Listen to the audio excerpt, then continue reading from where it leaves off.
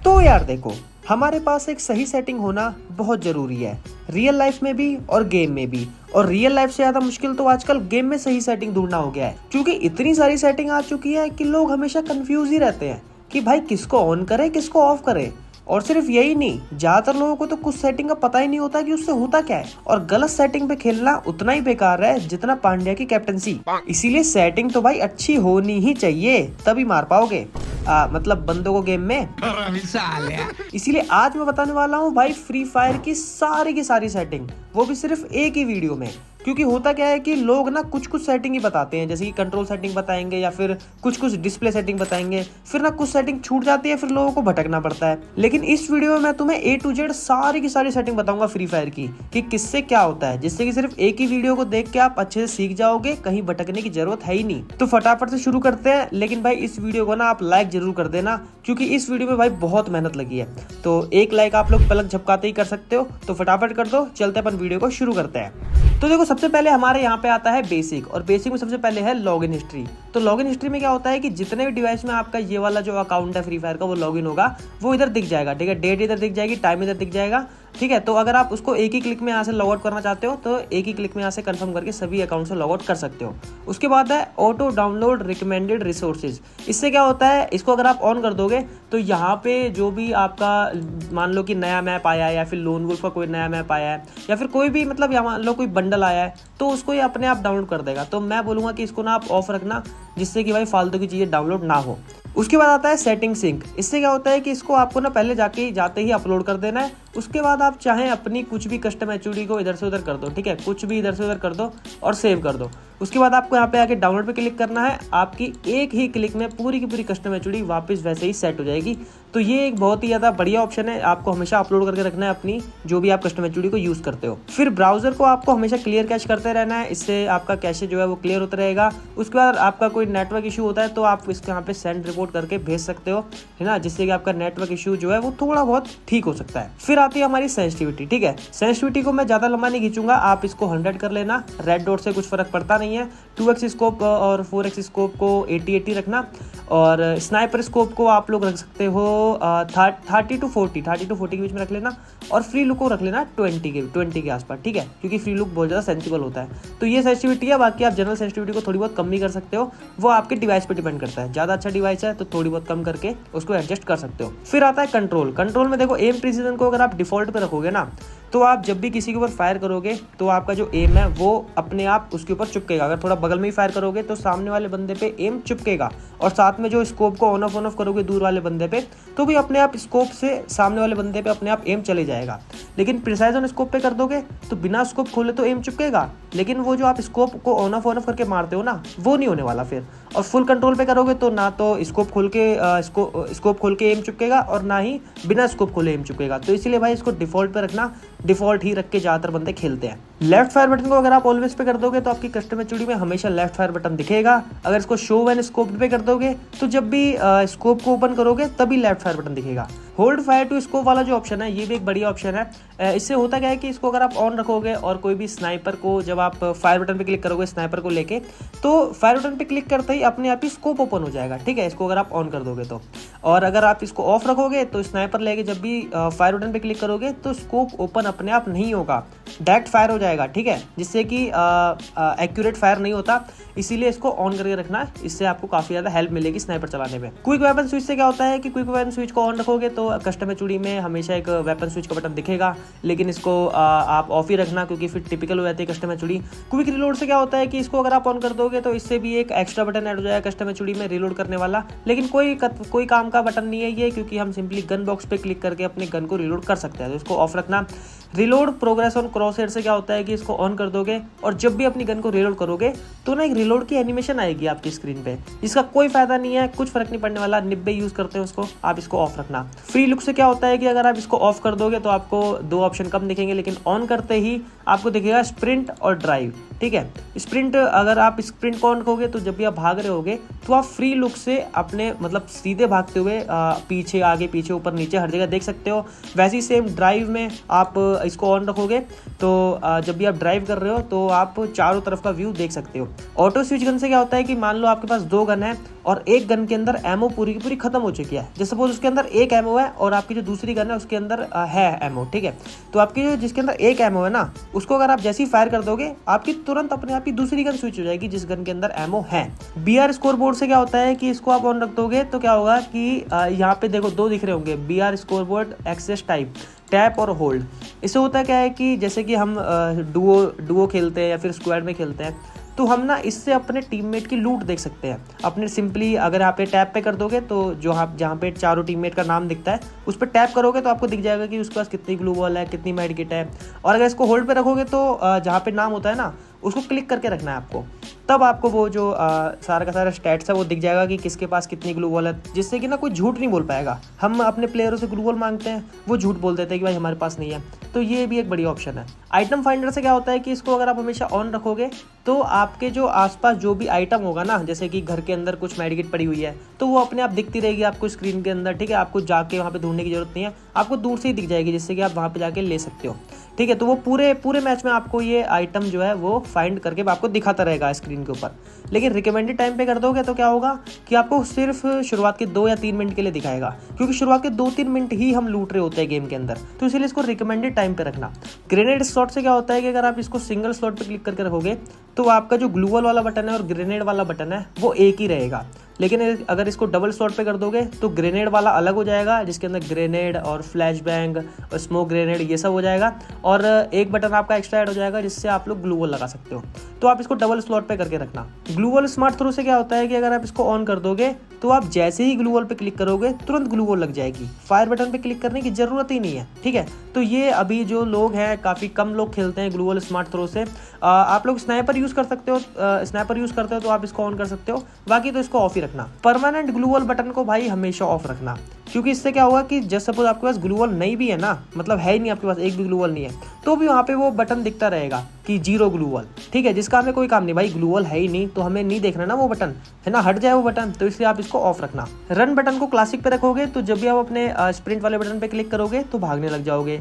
Drag अगर इसको select कर दोगे तो आपको अपनी जॉयस्टिक को ऐसे ऊपर की साइड ड्रैग करना पड़ेगा, तब आप लोग स्प्रिंट करोगे, मतलब तब आप लोग भागोगे जैसे पबजी के अंदर होता है। और अगर मिक्स पे कर दोगे तो बटन भी रहेगा और जॉयस्टिक को ड्रैग करके भी भाग सकते हो। लेकिन भाई इसको मिक्स्ड और ड्रैग मत रखना, क्योंकि हम लोग कभी भी नूब वॉक वगैरह कर रहे होते हैं तो एकदम से वो कैरेक्टर भागने लग जाएगा, इसीलिए इसको क्लासिक पे रखना। व्हीकल कंट्रोल जो है, जो पीसी में लोग खेलते हैं वो उसको 1 हैंडेड रखते हैं और जो मोबाइल में खेलते हैं वो उसको 2 हैंडेड रखते हैं। तो मोबाइल वाले सभी के सभी प्लेयर्स को 2 हैंडेड रखना, क्योंकि 1 हैंडेड कर दोगे अगर इसको मोबाइल में तो आपको जॉयस्टिक से चलानी पड़ेगी जो आपकी गाड़ी है, जिससे कि आप लोग मतलब मोबाइल के अंदर बिल्कुल नहीं चला सकते जॉयस्टिक से, तो इसको 2 हैंडेड रखना।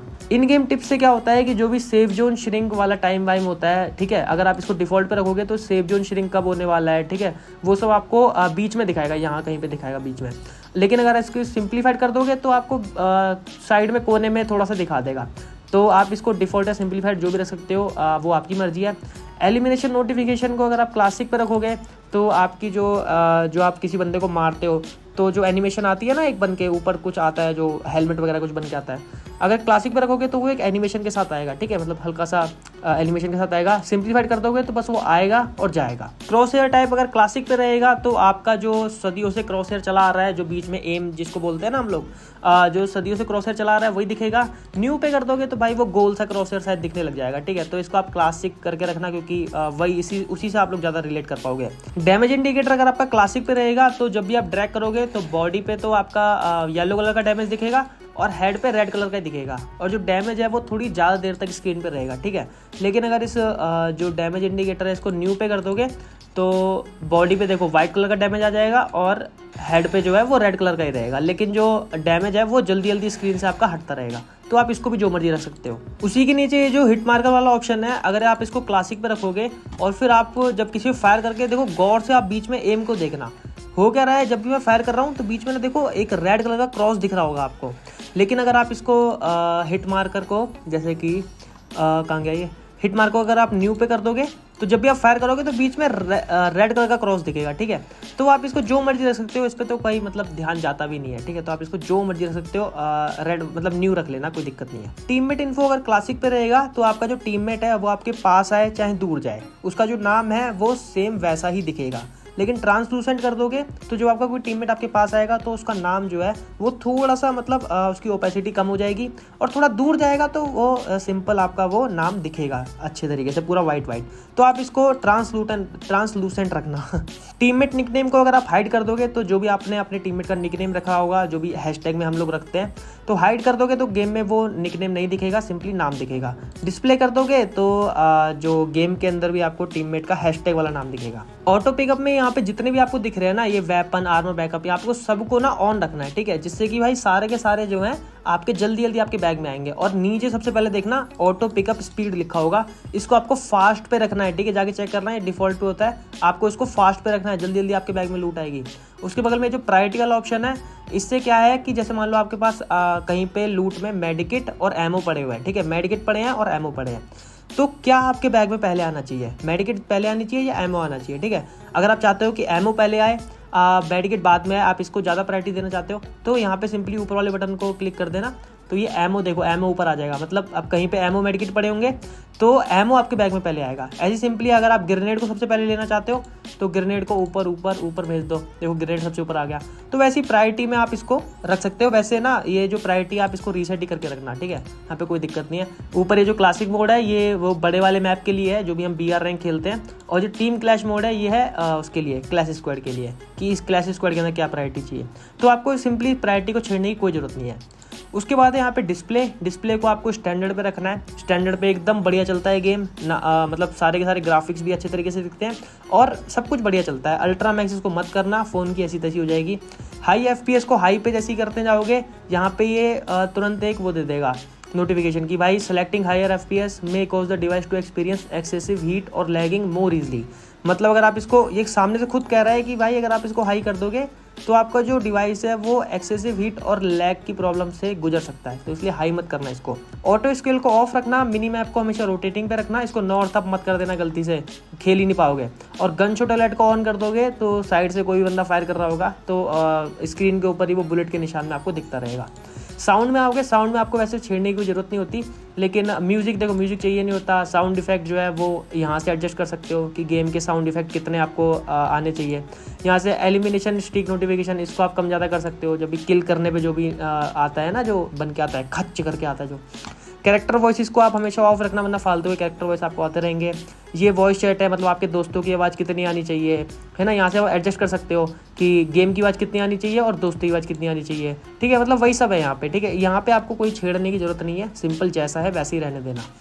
उसके बाद रिकॉर्डिंग जो है आप इसको हमेशा ऑफ रखना, ठीक है, ये ऑन होता है गलती से, इसको ऑफ रखना, रिप्ले को, और फ्री रिकॉर्डिंग सेटिंग को भी ऑफ रखना, साउंड सेटिंग को भी ऑफ रखना, रिजोल्यूशन को भी ऑफ रखना। मतलब रिजोल्यूशन का कोई काम ही नहीं है जब यहाँ पे रिकॉर्डिंग ही ऑफ हो रखी है, क्योंकि भाई ये फालतू में आपका जो डेटा है वो भरते रहेगा और आपका जो डिवाइस है इतना कंपेटेबल होता नहीं है कि मतलब रिकॉर्डिंग इतनी सारी रख सके वो। उसके बाद वाइब्रेशन में देखो यहाँ पे ना बहुत सारी चीज़ें ऑन रहती हैं, तो देखो नीचे की आप लोग 4 चीज़ें ऑन रखना, बाकी ऊपर की 4 चीज़ें ऑफ रखना। अगर आपने ये चीज़ें ऑन कर दी गलती से, ये चीज़ें ऑन कर दी, तो भाई गेम नहीं खेल पाओगे, फिर ना खेल पाओगे गेम, ठीक है, पागल हो जाओगे, हर बार वाइब्रेट करता रहेगा फ़ोन। इसलिए इसको ऊपर के 4 ऑफ, नीचे के 4 ऑन। उसके बाद आता है नोटिफिकेशन वाला ऑप्शन, इसको सारे के सारे भाई राइट वाले रखना, एक्सेप्ट। उसके बाद FF Max में भी आके देखो जितना भी है आपको हमेशा ऑफ रखना है, क्योंकि जिससे कि एनिमेशन वगैरह नहीं होगी। आपको सिंपल फ्री फायर बना के खेलना है, तो इसको सिंपली ऑफ और क्लासिक वगैरह पे ही रखना है, ठीक है। मैं इसको क्लासिक कर देता हूँ। उसके बाद प्राइवेसी में है अलाउ फ्रेंड्स टू स्पेक्टेट। इससे क्या होगा कि अगर आप इसको ऑन कर दोगे तो जब भी आप गेम खेल रहे होगे, जैसे कि देखो ये FireX FF ये बंदा है, इसने ऑन कर रखा है, तो मैं इसको स्पेक्टेट कर सकता हूँ, ठीक है। स्पेक्टेट पे क्लिक करूँगा, मैं इसकी गेम में घुस जाऊँगा, इसको ऑब्जर्व कर सकता हूँ। तो आपको भी आपके दोस्त ऑब्जर्व कर सकते हैं। अगर आप इसको ऑन रखोगे, ऑफ कर दोगे, तो आपके दोस्त आपको ऑब्जर्व नहीं कर पाएंगे। तो देखो यहाँ पे ये जो सेटिंग वाले ऑप्शन में सारी की सारी सेटिंग्स तो मैंने आपको सभी की सभी बता दी है कि किससे क्या होता है। उसके बाद यहाँ पे भी एक सेटिंग होती है, प्रोफाइल पे क्लिक करने के बाद आती है, तो यहाँ पे आओगे ना रिकॉर्डिंग में भाई इसको हमेशा ऑफ रखना, ठीक है। मैंने ऑफ करके रखा हुआ है, आप ऑफ करके रखना, जिससे कि मेमोरी आपकी डिवाइस की यूज़ नहीं होगी और आपका जो गेम है वो लैग नहीं होगा। तो गाइज यही थी भाई सारी की सारी सेटिंग, मैंने आपको एक एक करके सारी की सारी सेटिंग बता दी है अच्छे तरीके से। तो इस वीडियो को लाइक कर देना भाई, इस वीडियो को प्लीज़ लाइक करना, क्योंकि इस वीडियो में भाई अथाह मेहनत लगी है, ठीक है, बनाने में, हर एक चीज़ को बताने में। तो समझ सकते हो, लाइक कर देना, अपने दोस्त के साथ शेयर कर देना कि भाई ले देख ले, सारी सेटिंग एक ही वीडियो के अंदर है, ठीक है। और इंस्टाग्राम पे आके फॉलो जिसने नहीं करा है वहाँ पे भी आके कर लो, ठीक है। वहाँ पे मैं बात करता रहता हूँ अपने सब्सक्राइबर्स से। तो डिस्क्रिप्शन लिंक में है, मतलब लिंक डिस्क्रिप्शन में है। मिलता हूँ मैं आपसे किसी नेक्स्ट वीडियो के अंदर, तब तक के लिए बाय बाय।